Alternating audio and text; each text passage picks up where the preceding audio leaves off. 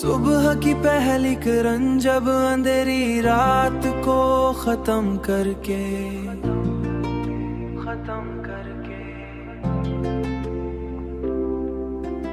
एक नई उम्मीद लेकर आती है, तो दिल को कुछ लम्हों के लिए सुकून मिलता है।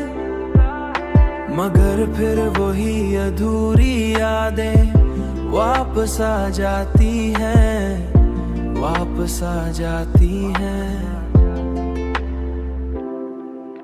तुम्हारी मोहब्बत की खुशबू आज मेरे दिल के आंगन में बिखरी हुई है, और लम्हा मुझे एहसास दिलाती है कि सच्ची मोहब्बत कभी खत्म नहीं होती, मोहब्बत कभी खत्म नहीं होती। बल्कि यादों की सूरत में हमेशा जिंदा रहती है, हमेशा जिंदा रहती है।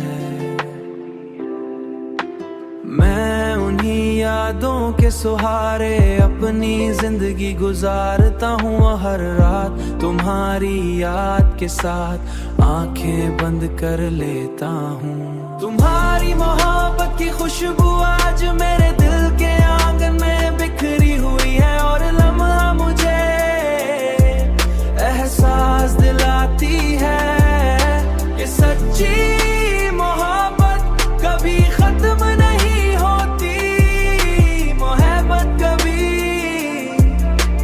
खत्म नहीं होती। शायद यही मोहब्बत का सबसे गहरा सच है।